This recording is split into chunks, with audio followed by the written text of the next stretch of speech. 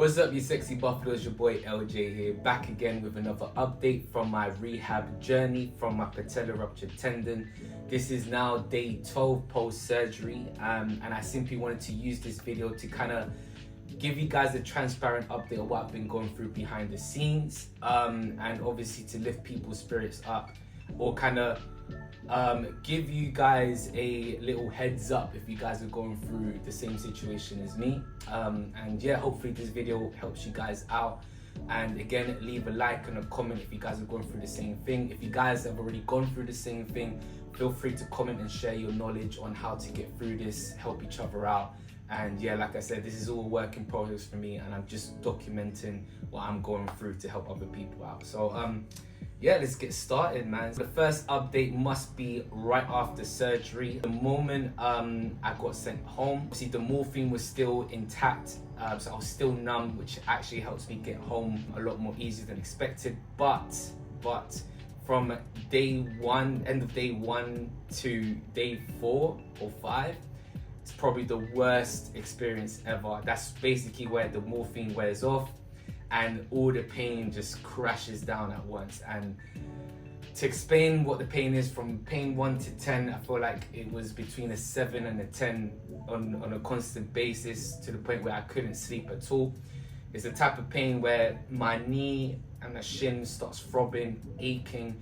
It feels like there's knives being like stabbing everything at once, and it's a horrible feeling that there's literally non-stop pain. It is just you just have to make sure that you prepare yourself mentally for that part. I feel like once you go past that pain threshold, no matter how many painkillers you guys take, you just have to really go through it.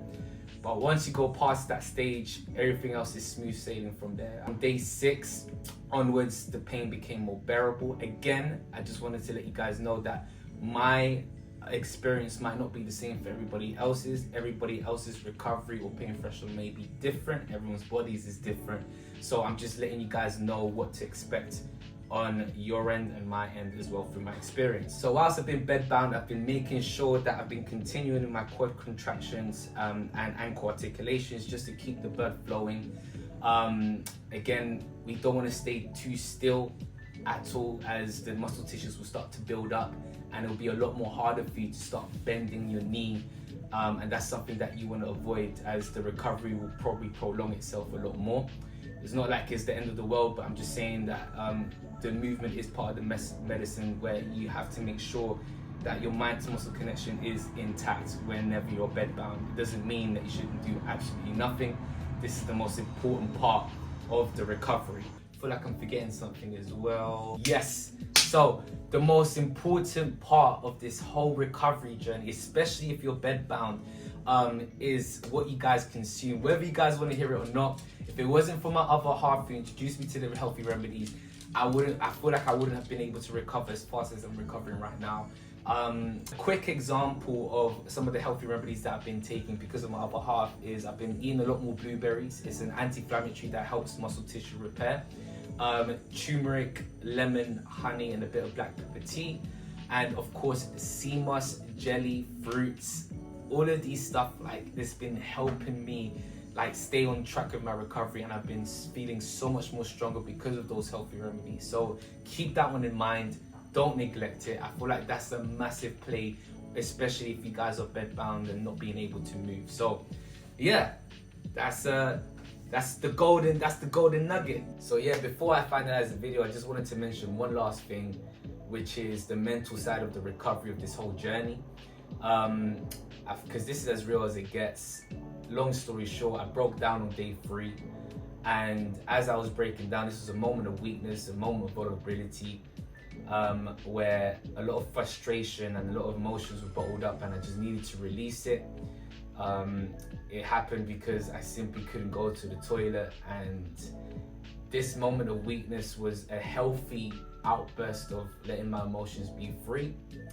And I wanted to be also blunt with my viewers that as well as you let these emotions out, which is needed, it's also not good to dwell on these emotions. And what I mean by that is, don't be victimizing yourself for a very long time. I feel like once you've gone through that adversity, you'll be able to accomplish anything. It sounds cliche, but it's the truth. So whatever you guys do not stop feeling sorry for yourself. Do not start thinking that your life is worthless. Whatever your mind is feeding you, do not listen to it, because your mind is your own enemy. But the moment you conquer your mind, you start to go past any adversity that gets thrown your way. And I say this because the moment you start going through this negative loophole, you're going to stay in that negative loophole. It's okay to embrace these feelings, but don't get sucked in them. You've got to move on. So yeah, I feel like that was one of the most important things I needed to mention in this part of the video. I hope this video can be used as a catalyst to keep you guys sane and strong throughout your recovery. And I will make sure that in part 3, I'll be showcasing what I've been doing from day 5 until day 12. All of the rehab exercises that I've been doing in bed and off bed to help you guys through your recovery process. So feel free to leave a like and a comment, subscribe to the channel, continue following the journey. Again, help each other out. And I'll be releasing part 3, which will be the practical side of the rehab of your recovery. So yeah, LJ out. Nothing but love and peace. Let's go.